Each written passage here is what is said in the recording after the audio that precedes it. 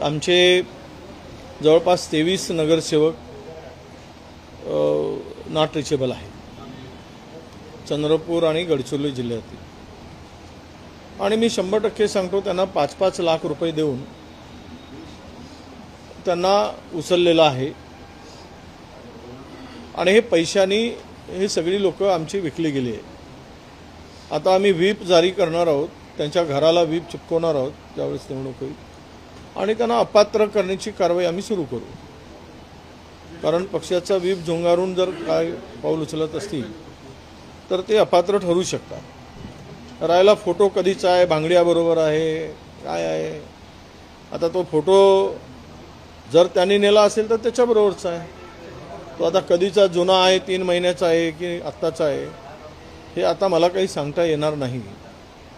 परंतु एक नक्की आहे की चंद्रपूरमध्ये घोडा बाजार प्रचंड तेजीत आहे आणि त्यांनी तो घोडा बाजार सुरू केलेला आहे.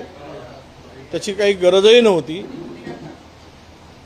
पण असं आहे की आमदार ठेकेदार झाल्यानंतर पैशाची गरबी आणि मस्ती येतेच. शेवट ती मस्ती त्यामध्ये दिसते आहे पैशाची. आता बिना श्रमाने आणि लोकप्रतिनिधी म्हणून जर आता आमदारच ठेकेदार व्हायला लागले तर नीतिमत्ता नैतिकता काय राहिली राजकारणात. हे सगळं धंदा आणि राजकारण, सत्ता आणि पॉवर, हे दोनही जर एकत्रित होऊन जर काम व्हायला लागलं तर सामान्य जनतेचे हाल होणारच आहेत.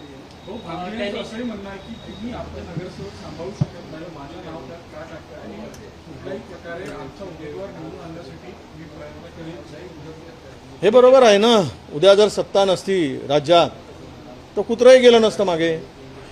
कुत्रंही उद्या सत्ता जाऊ देत आणि न्या म्हणा उचलून, कोणात किती दम आहे. तर सत्तेचा उपयोग काही लोकांना धाक, आपल्या बँकेच्या काही संचालकांना धाक, ते त्यावर ही नेमली गेली, तुमची SIT नेमली गेली, आणि यामुळे त्यांना काही लोकांना घाबरवलं. आणि काही ठिकाणी तर आता ते वारझुके वगैरे का गेले तर त्याचा सरपंच मुलगा आहे त्याची कंप्लेंट केली, त्याला जेला टाकायची धमकी दिली. अशा धमक्या जे देऊन राजकारण चाललेलं आहे, त्यामुळे ते चाललेलं आहे. आता आम्ही सांभाळू. पैसे जर इतके मिळायला लागलेत आणि पैशाचा धंदा व्हायला लागला तर मी पुन्हा जबाबदारीने सांगतो 5-5 लाख रुपये घेऊन त्यांना नेलेलं आहे. आणि आमच्या लोकांच्या माझ्याकडे तसे पुरावे पण आहेत. त्यांनी तेच म्हटलं की तुम्ही पुरावे सादर करा. आहेत पुरावे माझ्याकडे, मी पुरावे देईल. कधी सादर करा? देईल ना. आता अजून वेळ आहे त्याला. माझ्या लोकांचे सगळे रेकॉर्ड आहेत माझ्याकडे. किती पैसे कोणा आमच्या घेतले, त्यांचं माझ्याशी बोलणं झालं आहे काही लोकांशी, आणि त्यांनी मला सांगितलं आहे की जे झालं आहे तेच क्लिअर आहे. त्याच्यात काय आता ॲडव्हान्स दिला आहे, पुन्हा काही देतील ते. आता मोठे मोठे उमेदवार राहणार आहेत तर देतील. त्यामुळे हे काय घोडा. आता कोणी म्हणतात 10 लाख रुपये देऊ, कोणी 15 लाख देऊ, काँग्रेसवाले जर देतील त्याच्या डबल देऊ, असं सगळी चर्चा आहे. आमच्याकडे आहेच नाही तर आम्ही कुठून डबल देऊ ना टिबल देतील. आता ते काय द्यायचं.